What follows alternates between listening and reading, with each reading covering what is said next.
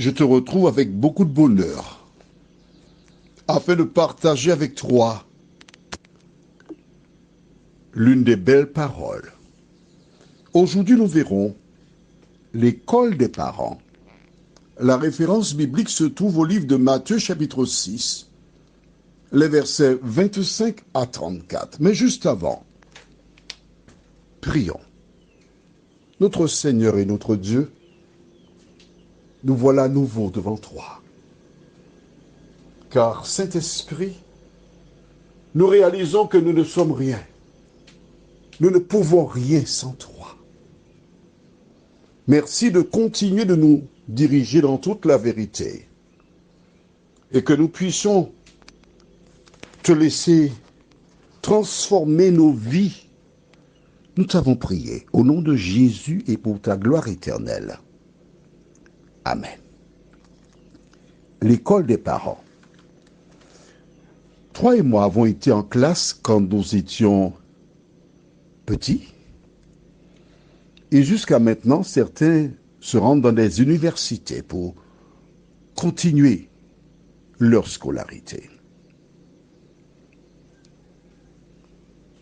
Nos parents nous transmirent des informations qu'ils obtiennent de leurs parents ou encore dans des ouvrages. Mais il existe une école, l'école des parents.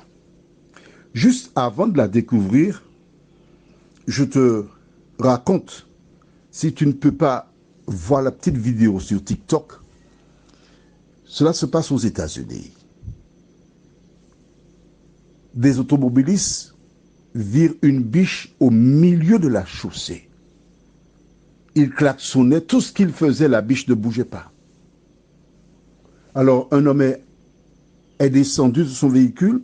Ce sont des animaux généralement sauvages que l'on tue pour manger, dont la chair est excellente.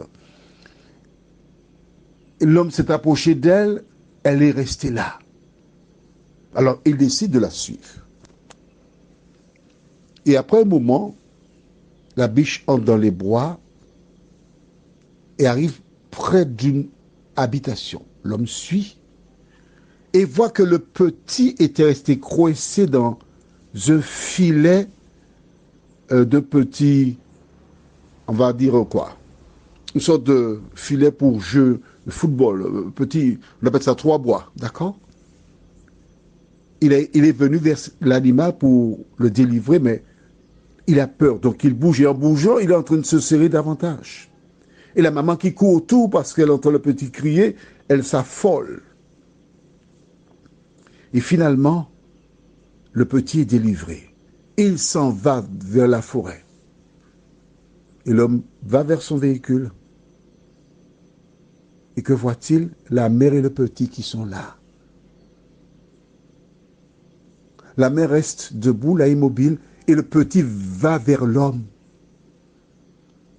Et il se couche comme pour se mettre à genoux totalement devant son sauveur qui lui caresse la tête. Oh, ça m'a touché. Pourquoi ça m'a touché? Lisons, si tu le veux bien, dans le livre de Matthieu, chapitre 6, les versets 25 à 34. Je m'arrêterai entre les versets parce que je veux essayer de finir dans les 10 minutes. D'accord? C'est pourquoi je vous dis, ne vous inquiétez pas pour votre vie, de ce que vous mangerez, ni pour votre corps, de quoi vous serez vêtus. La vie n'est-elle pas plus que la nourriture, et le corps plus que le vêtement? Regardez les oiseaux du ciel.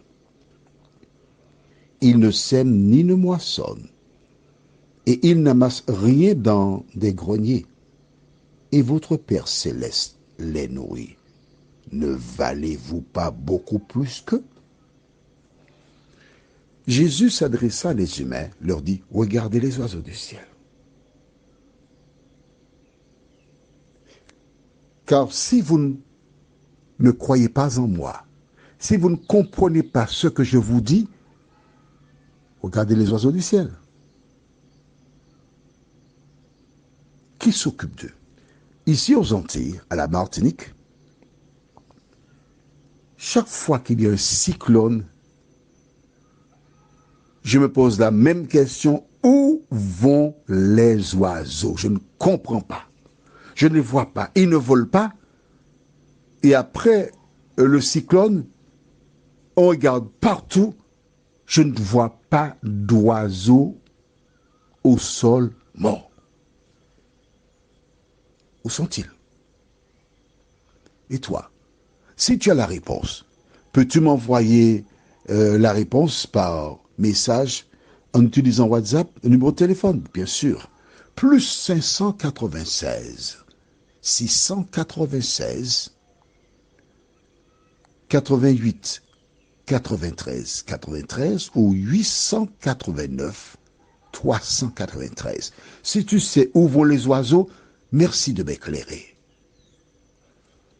Mais Jésus dit, regardez les oiseaux du ciel. Je faisais de l'agriculture et avec Edwige et Georges, nous avions planté, je pense, des tomates. Et un jour, quand nous sommes arrivés, on a vu que les oiseaux nous ont visités. Alors spontanément, j'ai prié et j'ai dit, Seigneur, les oiseaux sont venus nous visiter. Envoie-les visiter les autres voisins au nom de Jésus. Amen. Et Edwige et Georges ont commencé à rire. Et oui, j'ai prié. Mais ils m'ont déjà visité. Alors, Seigneur, envoie-les visiter les autres aussi. Il n'y a pas que moi qui ai à visiter. Dieu veille sur les oiseaux. À travers le reportage sur TikTok, nous voyons comment les animaux ont de la reconnaissance pour cet animal, le petit éléphant, la reconnaissance pour cet homme qui l'a sauvé. Et toi qui m'écoutes, as-tu de la reconnaissance pour Jésus qui donna sa vie pour te sauver? Continuons. Verset 27. Qui de vous, par ses inquiétudes, peut ajouter une coudée à la durée de sa vie? Et pourquoi vous inquiétez au sujet du vêtement? Considérez comment croissent les lys des champs. Ils ne travaillent ni ne filent. Cependant, je vous dis que Salomon même, dans toute sa gloire, n'a pas été vêtu comme l'un d'eux. Si Dieu revêt ainsi l'herbe des champs, qui existe aujourd'hui et qui demain sera jetée au four, ne vous vêtira-t-il pas à plus forte raison, gens de peu de foi?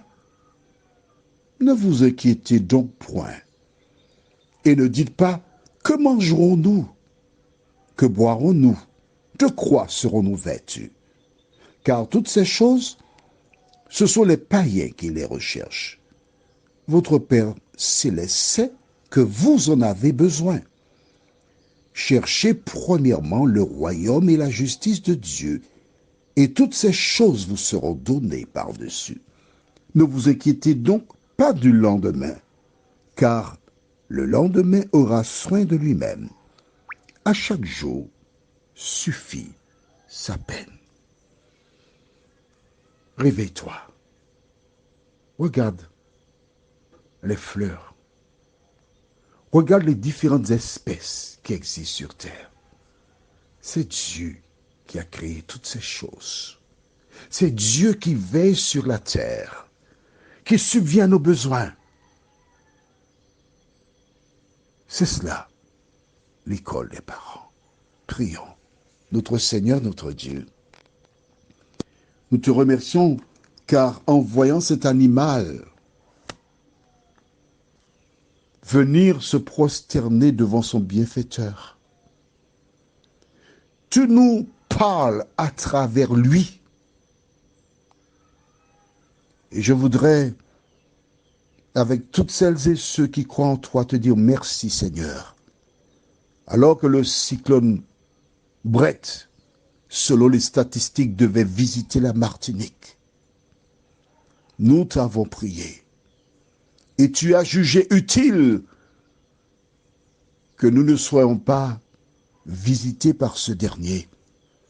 Alors comme cet animal, nous nous prosternons pour te dire merci, Seigneur.